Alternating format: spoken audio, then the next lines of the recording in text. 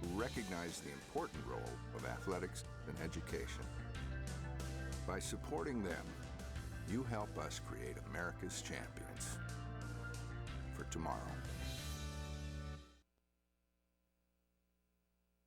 The CBS College Sports Network presents AT&T at the Half, a better 3G experience.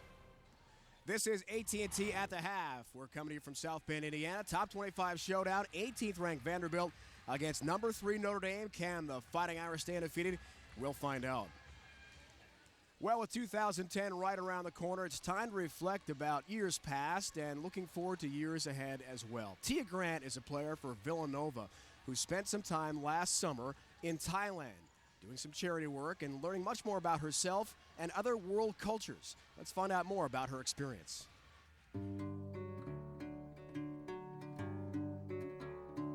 Basketball has always been a huge priority in my life, but after volunteering and being away all summer, I've really realized that there's so much more to school and basketball.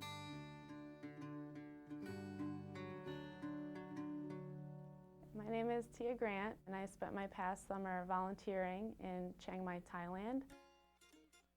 She was just working out at home, enjoying her last summer of freedom, I guess, and then, along come her plans to go to Thailand. I texted a few of my teammates and told them, listen, I'm going to Thailand in a week, and they were like, what? You're crazy. Well, to be honest with you, I was a little nervous, we always look at ourselves as protectors, so our job is to ask all the questions and make sure that it's as safe as possible. I didn't tell Harry until I had everything under control and I got my shots and everything, because he tends to worry a lot, so he was just like, okay, well, just make sure you're safe. I'd never been to Asia, I knew nothing about it at all, and I think there's something about going overseas and just seeing a complete different way of life. I think that was really appealing to me. I volunteered at a women's shelter.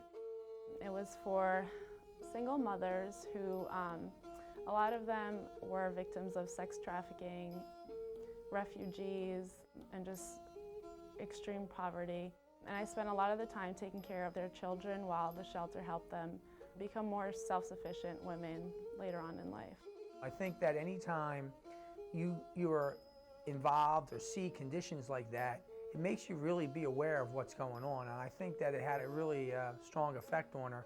One of the girls I was talking to was, she was 14 years old. She had a 2-year-old child, and she was a victim of sex trafficking. It was just kind of like, she didn't even know that what was going on was wrong, and that was really shocking to me.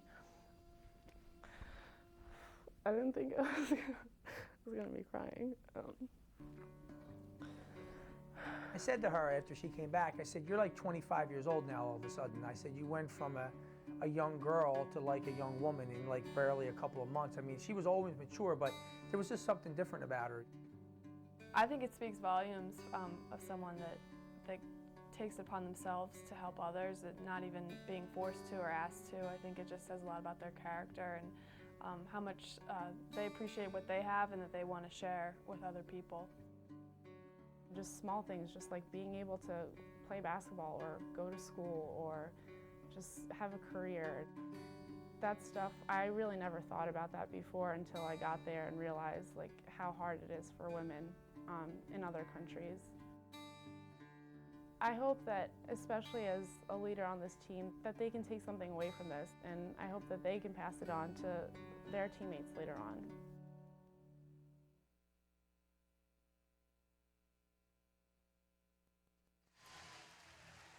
When we come back, AT&T at the Half continues from South Bend. We'll have an interview with Notre Dame assistant coach Niall Ivey. That's coming up next.